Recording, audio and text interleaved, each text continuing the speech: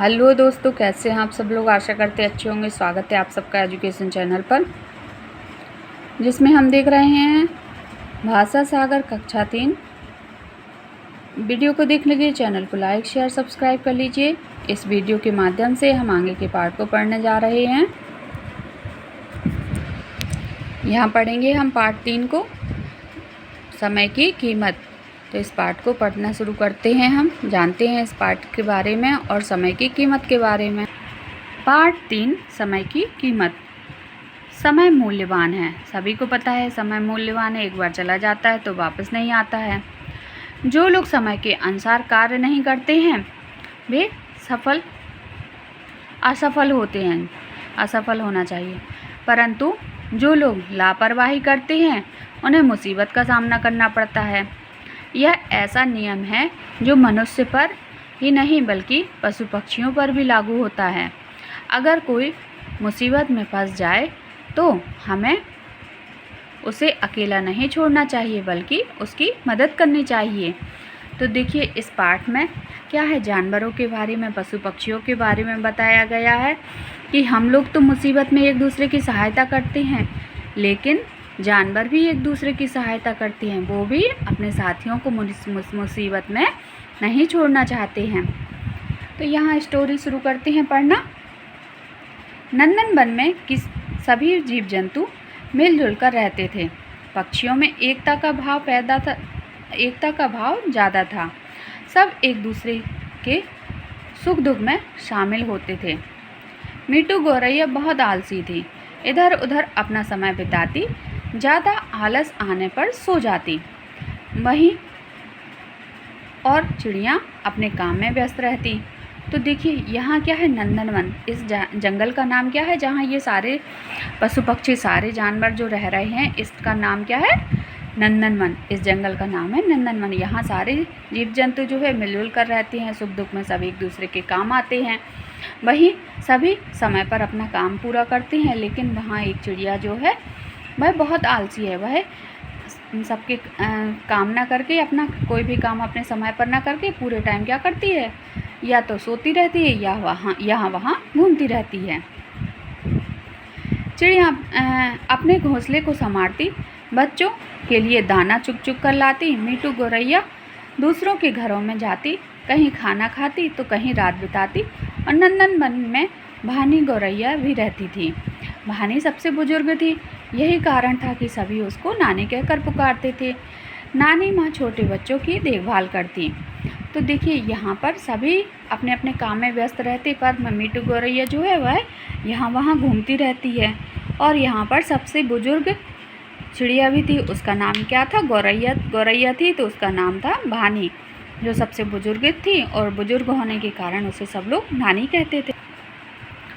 संकट के समय सभी को उपयोगी सलाह देती थी। एक दिन की बात है कि नानी मीठू से बोली, तुम सारा दिन इधर उधर भटकती हो, अपने लिए घर क्यों नहीं बना लेती है? कब तक दूसरों के घोंसलों में रात बिताओगी? लेकिन मीठू ने भानी की नानी की सलाह को अनसुना कर दिया और वहाँ से उड़ गई। दिन बीतते गए। बरसात का मौसम समय से पहले आ गया। नंदनवन में घनघोर बारिश होने हुई। सभी पक्षी अपने अपने घरों में दुबक गए। मीठू गौरैया भीगती रही। किसी ने भी अपने घोंसले में उसको आश्रय नहीं दिया। सुबह से लेकर रात तक बारिश एक पल के लिए थमी नहीं। ठंड बढ़ गई। मीठू ठंड से कांप रही थी। रात भर डाल पर भीगते भीगते उसके हाथ पांव सुन्न हो गए थे।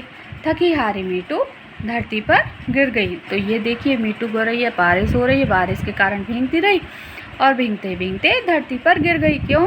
क्योंकि उसने समय का सदुपयोग नहीं किया। उसने अपने लिए घर नहीं बनाया। नानी के कहने पर भी उसने उस नानी की बात भी नहीं मानी और उसका नतीजा उसको देखना पड़ा। अब देखिए क्या होता है। सुबह हुई तो किसी की नज़र बेहोश हो चुकी मीठू गौरैया पर पड़ी। वह उड़कर भानी गौरैया के पास गई। भानी मीठू को उठाकर अपने घोंसले में ले आई। सामी तोता बोला, नानी माँ, मीठू ठीक तो है ना? भानी बोली, भीगने से ठंड लग गई है। मीटू बुखार से तप रही है। हम सभी के घोंसले बारिश से लगभग भीग चुके हैं। इसे गर्म घोंसला और गर्मी के लिए आग की ज़रूरत पड़ेगी। मैं कुछ जड़ी बूटियाँ इसके लिए खुराक बनाती हूँ। चीमी चील से कहो कि वह दूर जंगल में जाकर सूखे तिनके ले आए, और रोमी भैया से कहो कि सूखे तिनकों से वह एक अच्छा सा घोंसला बनाए। तो देखिए, भीगने के कारण मीटू तो भीग गई, लेकिन अब उसको बचाने के लिए सारे पक्षी जो है उसके लिए सामान एकत्रित करते हैं, जड़ी बूटी दवाइयाँ बनाते हैं, आग जलाते हैं, घर बनाते हैं। सभी उसके लिए परेशान हैं। तुम सभी सूखी लकड़ियाँ लेकर आओ। जब घोंसला बन जाएगा तो घोंसले के आसपास आग जलानी होगी ताकि वातावरण गर्म हो जाए। यह सुनकर नंदनवन के सभी पक्षी काम में जुट गए। थोड़ी देर में सूखे तिनकों का ढेर लगा और रोमी बाया ने खूबसूरत घोंसला बना दिया। टीटू बंदर ने आग जला दी। महानी गौरैया ने मीटू गौरैया की देखभाल की, उसके लिए गर्म काढ़ा बनाया। शाम होने से पहले मीटू गौरैया ने आँख खोल दी। सब खुश हो गए। तो देखिए, सबने इतना सब कुछ किया जिससे वह क्या हो गई, स्वस्थ हो गई। और देखिए सब कैसे खुश हो रहे हैं, कैसे हैप्पी हो रहे हैं, सारे खुश हो गए।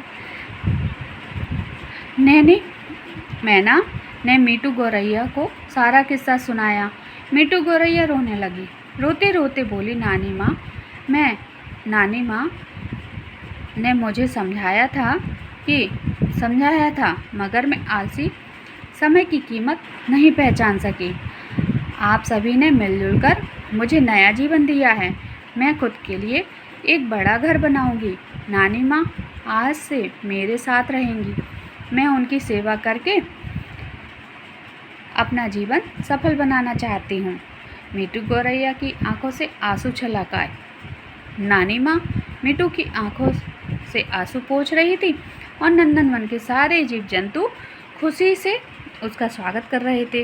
तो देखिए, यहाँ मीटू क्या है, देखो यहाँ मीटू की आंखों से आंसू बरस रहे हैं और नानी उसको चुप करा रही है, आंसू पोंछ रही है पंखों से। और सभी हैप्पी हो गए। क्योंकि मीटू अच्छी हो गई थी। तो क्या सीखा हमने इस कहानी से? इस कहानी से हमने सीखा कि यदि हम समय का सदुपयोग नहीं करते हैं, जैसे हमारे एग्ज़ाम आने वाले हैं और हम पढ़ाई को समय पर पूरा नहीं करते हैं, पढ़ते नहीं हैं, तो हमसे एग्ज़ाम में कुछ नहीं बनता है और हमारे नंबर कम आते हैं, हम पीछे रह जाते हैं।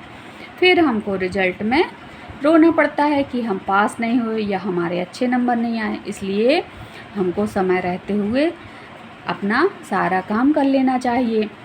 यहाँ नैतिक मूल्य दिया गया है, हमें समय रहते भविष्य के लिए तैयारी कर लेनी चाहिए।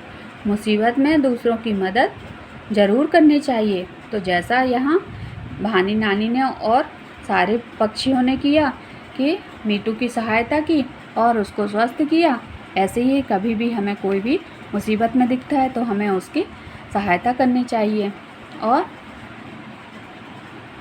उसकी हेल्प करके उसको बचाना चाहिए। यहाँ हमारा यह पाठ समाप्त हुआ, लेकिन इसके अभ्यासकार को हम आगे की वीडियो में करेंगे। वीडियो बड़ी हो जाएगी, इसको हम यहीं समाप्त करते हैं। धन्यवाद।